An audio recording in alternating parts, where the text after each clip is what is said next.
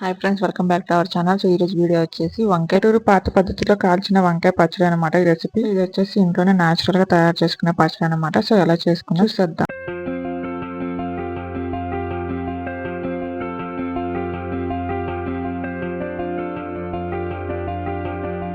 So ఇదైతే నేను first time చేస్తున్నాను అనమాట. చూద్దాం ఎట్లా వస్తుంది అనేది. వంకాయ పచ్చడి ఎలా చేసుకోవాలో చూద్దాము.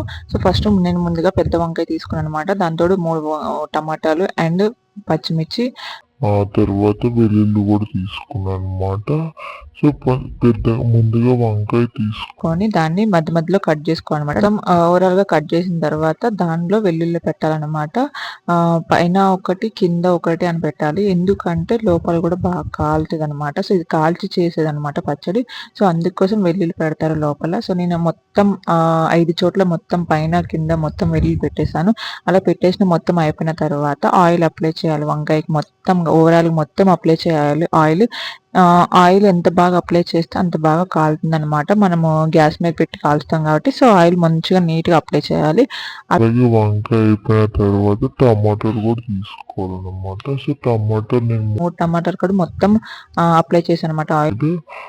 టమాటాలు అయిపోయిన తర్వాత పచ్చిమిర్చి అనమాట. పచ్చిమిర్చి మనకి కారం బట్టి ఎన్ని కావాలంటే అన్ని తీసుకోవచ్చు. సో నేను ఒక వంకాయ 3 టమాటాలు అండ్ 6 పచ్చిమిర్చిలు తీసుకున్నాను అనమాట. సో మొత్తం పచ్చిమిర్చికి కూడా ఆయిల్ అప్లై చేసేసాను.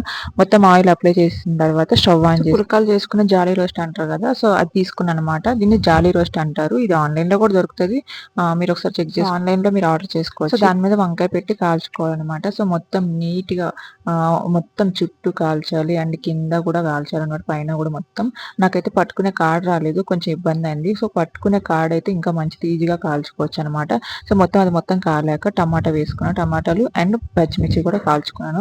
ఓవరాల్ మొత్తం తొక్క తీసుకోవాలన్నమాట. మనం ఏదైతే కాల్చుకున్నామో వంకాయ, టమాటా, పచ్చిమిర్చి అండ్ ఇవన్నీ మొత్తం నీట్ గా తొక్క తీసుకోవాలి. పైన లేయర్ లా ఉంది కదా, మొత్తం నీట్ గా తొక్క తీసుకోవాలన్నమాట. నేను ఇంకో విషయం కూడా చెప్పడం మర్చిపోయాను. అండ్ ఉల్లిపాయ కూడా ఉంది కదా, ఉల్లిపాయ కూడా కాల్చుకొని మొత్తం తొక్క తీసుకోవాలన్నమాట. గిన్నెలో వేసుకొని క్రష్ చేసుకోవాలన్నమాట. నేనైతే స్మాషర్ డిమార్ట్ లో తీసుకున్నాను. సో ఇది ఆన్లైన్ లో ఉంటది. స్మాషర్ హెల్ప్తోనే మొత్తం నీట్ గా క్రష్ చేసుకోవాలన్నమాట. మొత్తం అండ్ క్రష్ చేసిన తర్వాత మనం పోపు పెట్టుకోవాలన్నమాట. సో పోపు పెట్టుకోవడానికి స్టవ్ ఆన్ చేసుకొని కడాయి పెట్టుకోవాలన్నమాట. కడాయిలో నూనె పోసుకోవాలి. నూనె పోసుకున్న తర్వాత ఆవాలు, జీలకర్ర వేసుకోవాలి. మొత్తం కొంచెం కరివేపాకు వేసుకోవాలన్నమాట. సో మొత్తం వేసాక మనం స్మాష్ చేసి పెట్టుకున్నాం కదా ఈ పచ్చడి అనేది, ఆ పచ్చడి దాంట్లో వేసుకొని కలుపుకోవాలన్నమాట. అంతే, అయిపోయింది. ఎంతో టేస్టీ అయినా మనం సర్వ్ చేసుకొని తినేయడమే. పాతకాలంలో బాగా చేసుకునేవారు అన్నమాట. ఎంతో హెల్త్. అప్పట్లో ఇలాంటివి తినేవారు అన్నమాట. మా జనరేషన్ కి ఏంటో కూడా తెలియదు. సో ఇప్పుడు మళ్ళీ కొత్తగా నేర్చుకోవాల్సి వస్తుంది. మొత్తానికి అయితే టేస్ట్ బాగుంది అనమాట నేను చేసింది ఫైనల్ గా.